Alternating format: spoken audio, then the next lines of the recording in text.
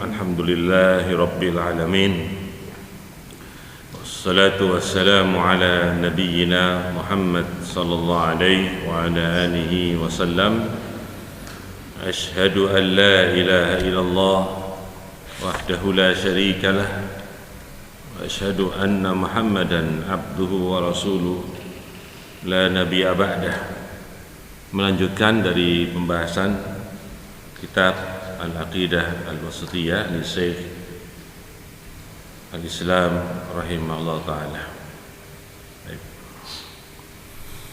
Qala rahimahullah wa qawluhu, berkata rahimahullah dan ucapannya, firman Allah ta'ala,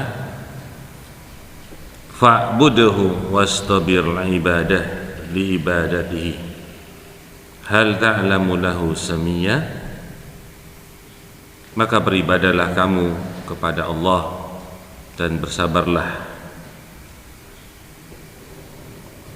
untuk beribadah kepadanya.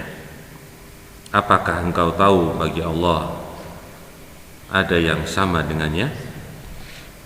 Maryam ayat 65. Qala rahimallah qaulu ta'ala wa lam yakul lahu kufuwan ahad, dan tidaklah bagi Allah setara seorang pun dengannya. Qaulu ta'ala fala taj'alu lillahi andada wa antum ta'lamun, Al-Baqarah 22. Maka janganlah kalian menjadikan bagi Allah tandingan-tandingan sedangkan kalian mengetahuinya. Qala rahimallahu qaulu ta'ala wa minan nas man yattakhidhu min dunillah andada yuhibbunahum ka hubbillah, Al-Baqarah 165. Dan dari sebagian manusia ada yang mereka mengambil selain Allah sebagai tandingan-tandingan, yang mereka mencintai tandingan-tandingan itu sebagaimana mereka pula mencintai Allah, Al-Baqarah 165. Qauluhu ta'ala wa qulil hamdulillahilladzi lam yattakhidh waladan wa lam yakul lahu syarikun fil mulk wa lam yakul lahu waliyyun minadh-dhull wa kabbirhu takbira. Dan katakanlah segala puji milik Allah yang tidak mempunyai anak, dan tidaklah bagi Allah ada sekutu di dalam kerajaan, dan tidak pula bagi Allah ada pelindung dari sesuatu yang rendah. Dan besarkanlah Dia Allah dengan sebesar pengagungan. Al-Isra ayat 111. Qauluhu yusabbihu lillahi ma fis samawati wa ma fil ard lahul mulku wa lahul hamdu wa huwa ala kulli syai'in qadir. Bertasbih yaitu bertasbih pada Allah apa-apa yang ada di langit-langit dan di bumi. Bagi Allah kerajaan dan baginya pujian, dan Dia atas segala sesuatu berkuasa. At-Taghabun ayat 1. Dari semua yang kita baca ayat-ayat ini menunjukkan kepada beberapa sifat Allah, disampaikan dalam bentuk ayat-ayat. Sifat Allah itu tidak bisa sama dengan yang lainnya, tidak ada yang setara dengan Allah. Dan di sini pula ada bentuk penafian terhadap sifat-sifat yang jelek bagi Allah Subhanahu wa ta'ala. Kita baca dulu keterangannya. Asyarah penjelasan, qauluhu, ucapan Allah, firman Allah, fa'budhu, sampai semua ayat yang dibaca di atas. Tadammanat hadhihi ayat al-karimah jumlatan min sifatis sulub.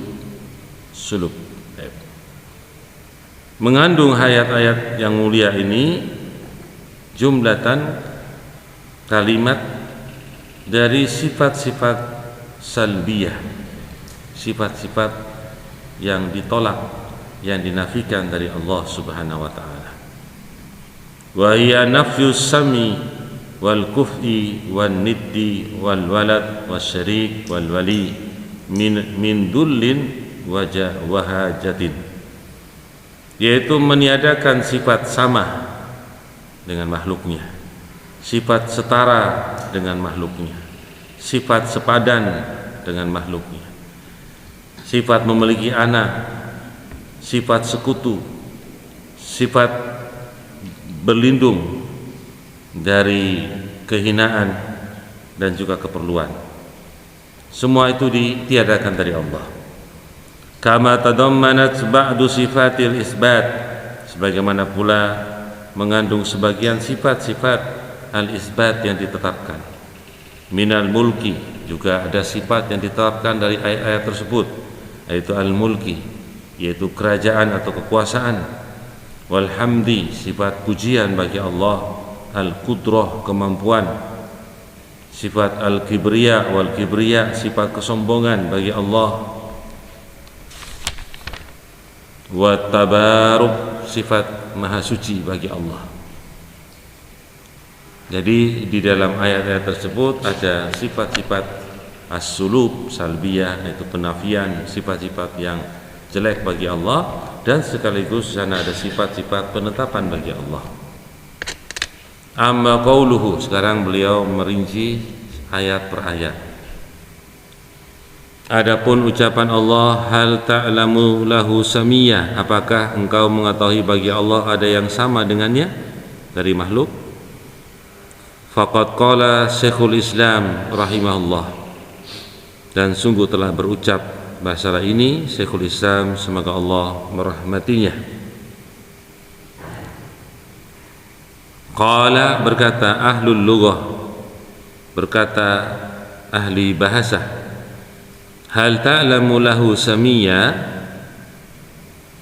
ucapan ayat ini, ay nadhiran istahaqqa mislasmihi, yaitu sebanding yang berhak semisal namanya. Wa yuqal, jadi samiyan artinya sebanding dengan seperti namanya. Artinya di sini Allah Subhanahu wa taala tidak sama, tidak sebanding.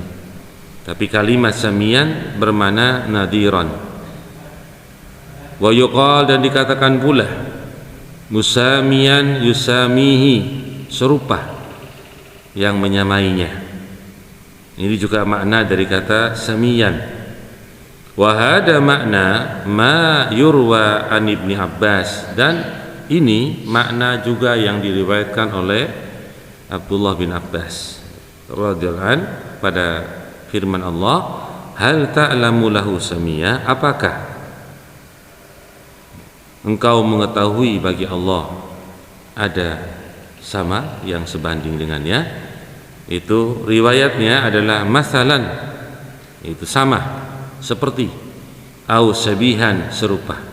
Jadi maknanya baik alul lughah, ahli bahasa, maupun dari Abdullah bin Abbas sama, mirip dari menafsirkan kata samiyah itu dengan kalimat serupa atau sama. Qala rahimallah, wal istifham fil ayah inkari, dan pertanyaan di dalam ayat ini pertanyaan ingkari. Ingkari ibtali maknanya.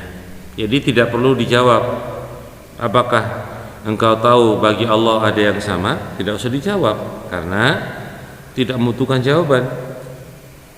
Jelas tidak ada sama, tidak ada yang sama dengan Allah. Kalau kamu bilang sama dengan Allah, dari mana kamu tahu juga? Bisa buktikan apa enggak? Enggak bisa. Tidak bisa dijawab. Kemudian maknahu an-nafyu ay la ta'lamu lahu samiyya, tidak ada yang kamu ketahui bagi Allah itu yang sama. Itu maknanya. Jadi kalau dikatakan dengan bentuk istifham ingkari, berarti maknanya nafiyah. Jadi ayat tentang hal ta'lamu lahu samiyya, tidaklah engkau tahu tentang Allah itu ada yang menyamainya.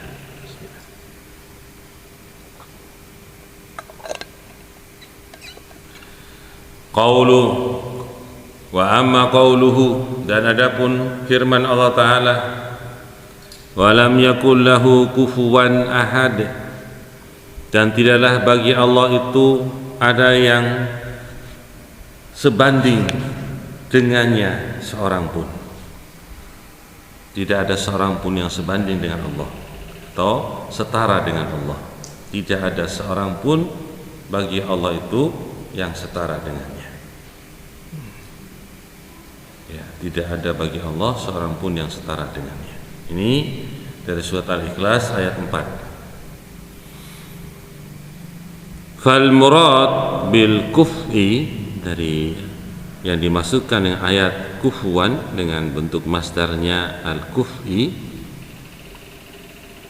al-mukafi, al-musawi, sama artinya. Al-mukafi artinya sama atau setara. Fahadil ayat tanfi anhu subhanahu an-nadhira wasyabiha min kulli wajhin. Ayat ini meniadakan dari Allah yang Maha Suci kesetaraan, keserupaan dari segala sisinya.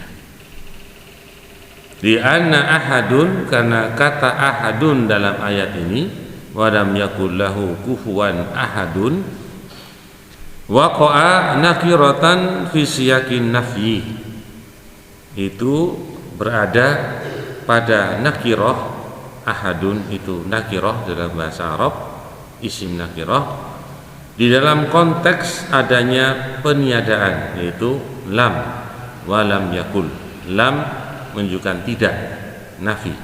Maka apabila dalam satu kalimat ada nakirah dan di sana konteks kalimatnya menggunakan tidak lah, maka punya makna faya umum. Ahadun itu semua selain Allah, itu ahadun.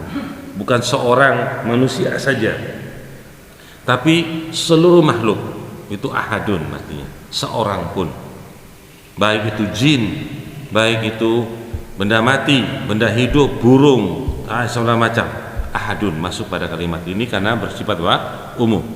Baik. Kenapa kita menjelaskan demikian? Karena ada orang-orang tertentu yang mau mencari-cari celah. Itu kan seorang pun, berarti kalau bukan seorang bisa. Iya, karena bahasa itu kan dicela. Karena kalimat ahadun ini memang mencakup seluruhnya. Jadi nggak ada celah lagi untuk mereka mengatakan, oh berarti kalau wali boleh misalnya, atau seorang habib boleh misalnya.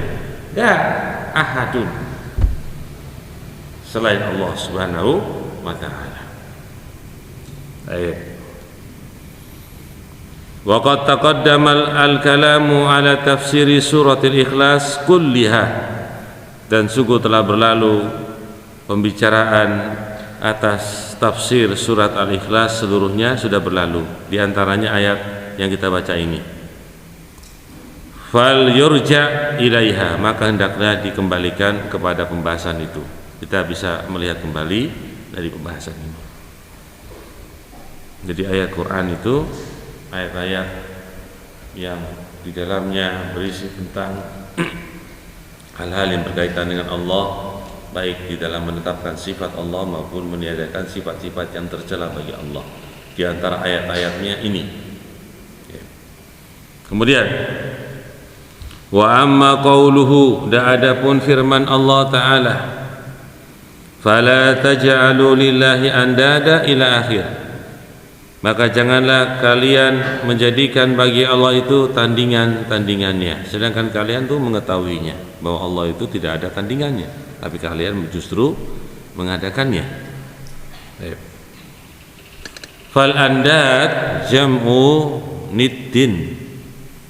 Al-andad itu jamak dari kata tunggalnya niddin atau niddun.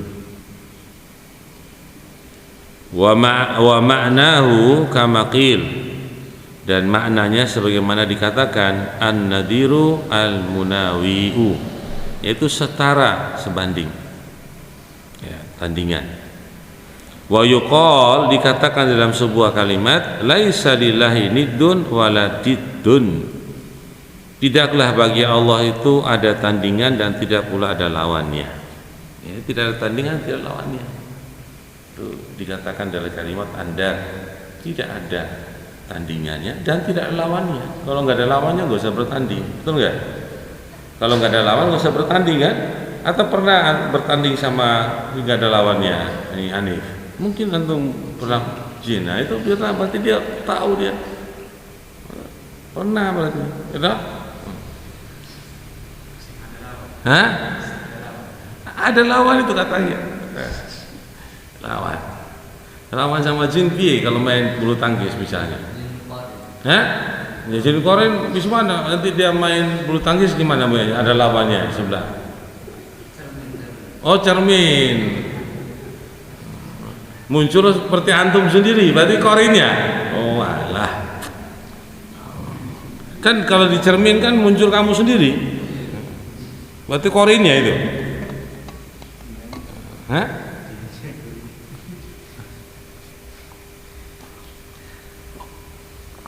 Ya, intermezzo aja dulu ya. Nah. Tahu intermezzo? Tahu intermezzo enggak? Kamu gini-gini enggak tahu intermezzo. Nyelah saja, nyelah. Nah. Kita kembali lagi. Wal muradu nafyu ma yukafi'uhu wa yunawi'uhu. Yang dimaksudkan dari ayat ini yaitu meniadakan apa yang yukafi'uhu, yang setara dengannya, wa yunawi'uhu, yang sama dengannya, wa nafyu ma yudadduhu wa yunafihi. Maka di sini meniadakan apa yang berlawanan dengannya dan apa yang meniadakannya. Jadi ayat-ayat yang kita baca sebelum ini ada semuanya meniadakan sifat-sifat yang tercela bagi Allah. Yang kita baca sementara ini dari penjelasannya. Sekarang qala rahimallah wa jumlah, secara kesimpulan, wa antum ta'lamun, atau kalimat dengan kata wa antum ta'lamun, fala taj'alu lillahi andada wa antum ta'lamun. Sedangkan kalian mengetahuinya bahwa Allah itu memang tidak ada yang sebanding. Maksudnya begitu. Waqa'at halan minal wawi fi taj'alu. Itu adanya hal dari huruf wawu, wa antum. Wa di sini wawu hal, bukan wawu atof, bukan wawu atof, tapi wawu hal. Fi taj'alu, pada kata taj'alu sebelumnya, keadaan taj'alu tadi. Ya. Wal makna idza kuntum ta'lamuna anna Allah huwa wahdahu alladhi khalaqakum wa razaqakum wa anna hadhil alihata allati ja'altumuha lahu nudhara wa amthalan wa sawaitumuha bihi fi istihqaqil ibad la takhluqu syai'an. Yaitu jika kalian sudah mengetahui bahwasanya Dia Allah saja yang menciptakan kalian, yang hanya memberikan rezeki pada kalian, dan sungguhnya sesembahan-sesembahan yang kalian telah menjadikan Dia itu tandingan, sebanding dengan Allah, dan juga sama semisal dengan Allah, dan menyamakan ya tandingan-tandingan tadi dengan Allah pula, sudah tahu begitu. Fistihqaq al-ibadah, di dalam keberhakan dalam beribadah kepadanya. La takhluqu syai'an, dan sesembahan-sembahan itu tidak bisa menciptakan sesuatu. Bal hiya makhluqah, bahkan sesembahan-sembahan yang kamu banding-bandingkan dengan Allah itu adalah makhluk. La tamliku lakum dharra wala naf'ah, yang anda tadi, tandingan-tandingan sembahan-sembahan tadi itu tidak memiliki kekuasaan bagi kalian di dalam memberikan mudarat atau tidak pula bisa memberikan apa? Manfaat. Coba aja dites. Yang kalian sembah-sembah itu bisa memberikan mudarat dan manfaat pada kalian enggak? Baik. Kemudian fatsruku ibadataha, maka oleh sebab itu kalau kalian sudah tahu seperti itu maksudnya, maka tinggalkan oleh kalian beribadah kepada andat-andat tadi, sesembahan-sembahan tadi, tandingan-tandingan bagi Allah tadi, ditinggalkan beribadah padanya. Wa afriduhu subhanahu bil ibadati wa ta'zim, dan kemudian kalian mengesahkan Allah yang maha suci di dalam ibadah dan pengagungan padanya. Baik. Wa amma qauluhu, dan adapun firman-Nya, wa minan nasi man yattakhidu, ila akhir ayat sebagaimana telah kita baca, nanti kita terjemahkan. Dan sebagian manusia ada yang menjadikan man yattakhidu min dunillah, dan seterusnya dari selain Allah. Fahuwa, itu ikhbarun minallah anil musyrikina bi annahum yuhibbuna alihatahum kahubbihim lillahi azza wa jalla. Allah memberitakan tentang orang-orang musyrik bahwasanya mereka mencintai sesembahan-sembahan mereka seperti kecintaan mereka kepada Allah yang maha perkasa dan maha tinggi. Jadi kecintaan mereka kepada sesembahan mereka, tingkat kecintaannya itu, derajatnya itu sama seperti mereka pun mencintai siapa? Allah. Berarti dari ayat, dari penjelasan ini bahwa orang musyrik itu juga mencintai Allah, juga mencintai sesembahannya, dan tingkat kecintaannya itu sama. Paham ini? Itu dari penjelasan beliau ini. Yakni yaj'alunaha musawiyatan lahu fil hubbi, yaitu maksudnya mereka menjadikan kesembahan-sembahan tadi sama bagi Allah di dalam kecintaannya. Walladzina amanu asyaddu hubban lillah, dan orang-orang yang mereka beriman sangat cintanya mereka kepada Allah. Ini Allah sebutkan dari ayat selanjutnya, menunjukkan bahwa orang-orang mukmin itu lebih sangat cinta kepada Allah. Baik, kita lihat sini, min hubbil musyrikina li alihatihim. Orang-orang mukmin itu sangat mencintai Allah daripada kecintaan orang musyrik kepada sesembahan-sembahan mereka. Orang musyrik mencintai sesembahan-sembahan mereka, tetapi orang-orang mukmin ketika mencintai Allah itu lebih cintanya daripada kadar cintanya orang musyrik kepada sesembahan mereka. Paham itu maksudnya? Walladzina amanu asyaddu hubban lillah. Baik. Li'annahum akhlasu lahul hubbah, karena mereka orang-orang mukminin itu mengikhlaskan kepada Allah kecintaannya. Wa afraduhu bihi, dan mengesahkan Allah dengan kecintaan itu pula. Amma hubbul musyrikin li alihatihim, adapun kecintaan orang musyrik kepada sembahan-sembahan mereka, fahuwa muwazza'un bainaha, itu dibagi, terbagi, ya, muwazza'un, terbagi di antaranya. Wala syakka annal hubba idza kana li jihatin wahidatin kana amkana wa aqwa. Tidak ada keraguan kalau cinta itu diarahkan kepada satu saja, satu arah saja, itu lebih kuat, lebih kokoh, lebih kuat daripada apa mas? Mencintai dua atau lebih. Betul nggak? Tenang nih. Ini masalah cinta ini loh mas. Betul nggak nih? Mana? Cinta ini loh, nanti kemudian baru disebutkan dengan cinta kepada Allah nanti. Nanti cinta ini, kalau orang itu punya cinta, tahu cinta mas? Tahu cinta? Apa lambangnya cinta itu? Bagus. Lambangnya cinta hati. Lambangnya cinta apa? Antum, hah? Lambangnya cinta uang itu. Waduh, ini orang-orang tahu bercinta ini. Hanif, lambangnya cinta apa? Wah, ini orangnya pintar gitu, love. Love. Nah, itu lambangnya cinta. Nah, itu lambangnya cinta bagus.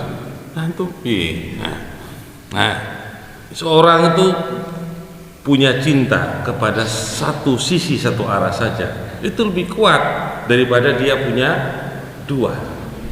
Nah, jadi nggak usah macam-macam. Kalau sudah begitu tahu seperti itu, nggak usah macam-macam, satu saja cukup. Ya, nah ini kalau dengan Allah di sini maksudnya orang-orang Muslim mengikhlaskan cintanya itu hanya kepada siapa? Kepada Allah. Tidak terbagi-bagi, sehingga kecintaan itu walladzina amanu asyaddu hubbalillah, dibandingkan dengan orang musyrik yang dia mencintai sembahannya juga juga mencintai Allah, terbagi. Paham?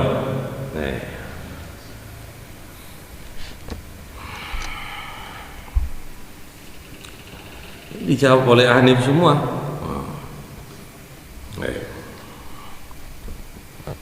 Kita masuk terus.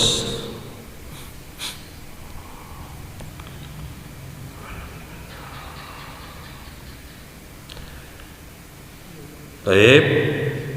Amal hub. Selesai ya? Selesai dari paragraf. Baik.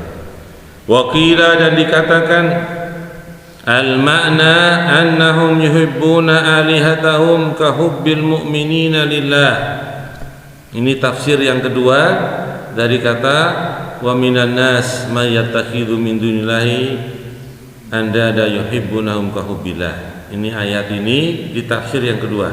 Kalau tafsir yang pertama tadi, orang-orang musyrikin mereka mencintai Allah, itu cintanya itu sama seperti juga mereka mencintai sesembahannya. Nah, tafsir yang kedua ini, orang-orang musyrik itu mencintai sesembahan mereka seperti orang mukmin mencintai Allah. Kalau tadi orang musyriknya sendiri punya dua cinta kepada Allah, cinta kepada sesembahannya, sama derajat kecintaan antara dia cinta pada Allah dan sembahannya. Tapi tafsir yang kedua ini, orang-orang musyrik mencintai sembahan mereka itu cintanya, derajatnya itu sama seperti tingkat derajatnya cinta orang mukmin kepada Allah. Paham ini sudah? Walladzina amanu asyaddu hubban lillah minal kufar bi andadihi. Maka Allah pun menyebutkan ayat selanjutnya, dan orang-orang yang beriman itu sangat cintanya mereka kepada Allah dari orang-orang kafir terhadap sesembahan mereka. Jadi Allah membantah, ya, walaupun ditafsirkan bahwa mereka mencintai sembahan mereka itu seperti orang mukmin mencintai Allah juga sama tingkatnya, Allah membantah, tidak. Bahkan kecintaan orang mukmin kepada Allah lebih tinggi, lebih kuat dibandingkan cintanya orang musyrik kepada sembahan mereka. Nah itu,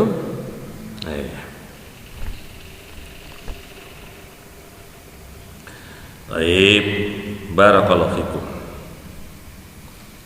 Wa amma qauluhu ta'ala, adapun firman Allah Ta'ala, wa qulil hamdulillahilladzi lam yattakhidh walada, ila akhir al-ayah, sebagaimana yang telah kita membaca di depan. Dan katakanlah segala puji bagi Allah yang tidak mempunyai anak, dan seterusnya dari ayat tersebut. Al-ayah faqad taqaddama al-kalam fil makna al-hamdi, dan telah berlalu tentang pembicaraan makna alhamdu, ucapan pujian. Ini sudah kita bahas. Wa annahu sana'u bilisan ala ni'mati wa ghairiha, yaitu sanjungan dengan lisan atas nikmat dan selain nikmat, itu dikatakan dengan alhamdu. itu sanjungan dengan lisan, dengan mulut atas nikmat atau selain nikmat. Paham ini? Misalnya antum mendapatkan nikmat, alhamdulillah. Atau tidak mendapatkan nikmat, itu membaca apa? Alhamdulillah. Wa qulna, dan kami mengatakan, inna isbatal hamdi lahu subhanahu mutadamminun li isbati jami'il kamalat allati la yastahiqul hamda al mutlaqa illa man balagha ghayataha. Bahwa ucapan alhamdulillah bagi Allah Subhanahu yang Maha Suci itu mengandung kepada penetapan seluruh kesempurnaan yang tidak berhak kata alhamdu yang mutlak itu kecuali zat yang telah sampai padanya puncak kesempurnaannya. Jadi kita tidak bisa mengucapkan alhamdulillah yang hakiki kecuali kepada zat yang telah mencapai apa? Kesempurnaannya. Allah Subhanahu wa taala itu sempurna dari segala sisi, maka berhak untuk kita apa? Menyanjungnya. Makanya dengan mempelajari ini ya, untuk ikhlas, yang benar-benar ikhlas dari suatu amalan kita, agar kita itu tidak masuk ke dalam perbuatan-perbuatan riya atau syirik dan yang lainnya.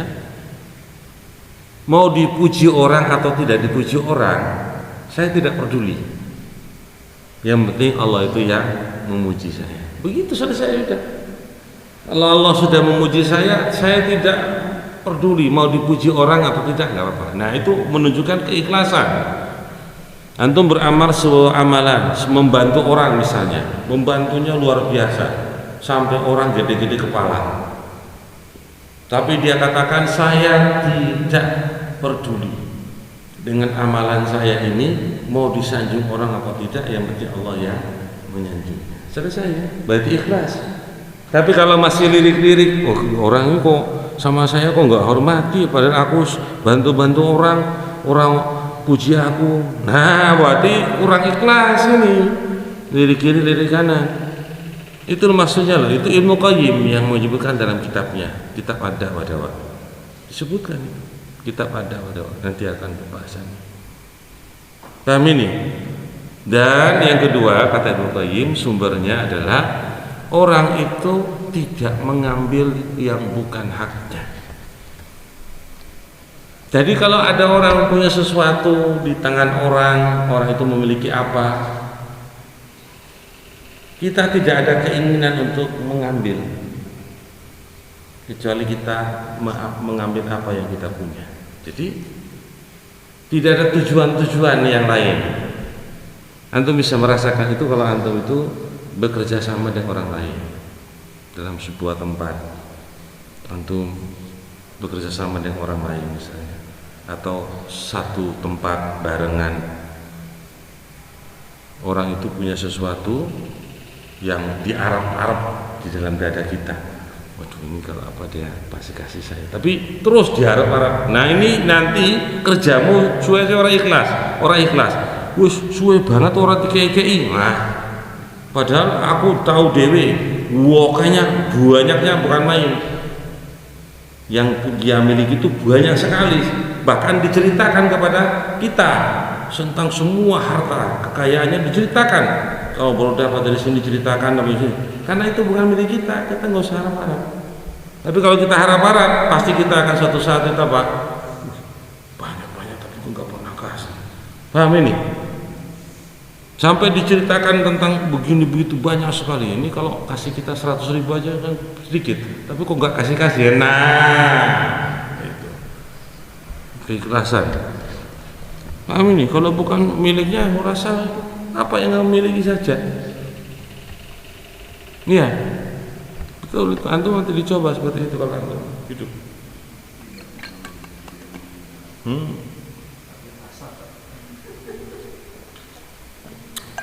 Yang hasad sudah jalan beda lagi Pak. Aku sudah nggak ikhlas itu udah. Baik, cukup dulu ya. Sudah cukup dulu. Subhanakallahumma wa bihamdika asyhadu an la ilaha illa anta astaghfiruka wa atubu ilaik. Assalamualaikum warahmatullahi wabarakatuh.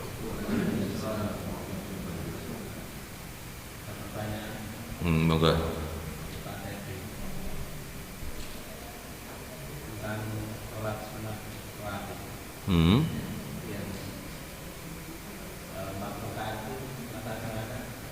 Tata cara itu 4 rakaat sholat sebelum sunat, 2 rakaat sebelum duhur, sholat rawatib 4 rakaat sebelum duhur.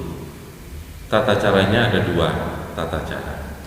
Tata cara yang pertama ma'ruf, 2 rakaat salam, berdiri lagi 2 rakaat salam, salamnya 2 kali, 2 rakaat tahiyat akhir salam, 2 rakaat tahiyat akhir lagi salam. Yang kedua 4 rakaat mulai dari takbir sampai 4 rakaat tahiyat akhir, 4 rakaat keempat salam sekali, selesai.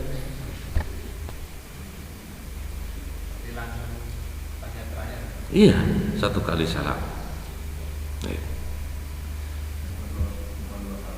Tadi sudah disebutkan ada 2 cara tadi. Wis wis 2 cara tadi. Cara pertama sholatnya 2 rakaat salam, berdiri lagi 2 rakaat salam. Salam itu artinya taslim gitu lah. Nah ini yang cara yang kedua, sholat 4 rakaat sekali salam yang terakhir.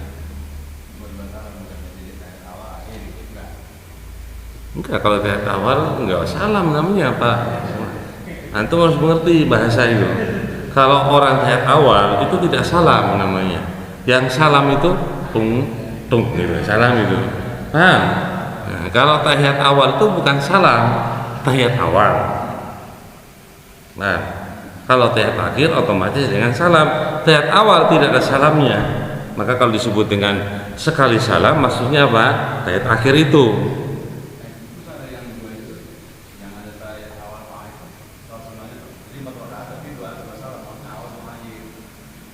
Enggak, antum perhatikan ada 2 cara saja. Cara pertama si A sholat sunat rawatib sebelum duhur 4 rakaat. Dia lakukan takbiratul ula, kemudian pada rakaat kedua terakhir dia tahiyat akhir dan salam. Berarti dia baru 2 rakaat. Kemudian dia berdiri lagi takbiratul ihram lagi, kemudian sampai 2 rakaat. Rakaat terakhir dari 2 rakaat itu dia tahiyat akhir salam. Itu namanya 2 kali salam. Yang kedua dia takbiratul ula, dia kerjakan 1 rakaat, 2 rakaat, 3 rakaat, 4 rakaat, rakaat terakhir 4 dia dengan tahiyat akhir 1 kali salam. Jelas toh?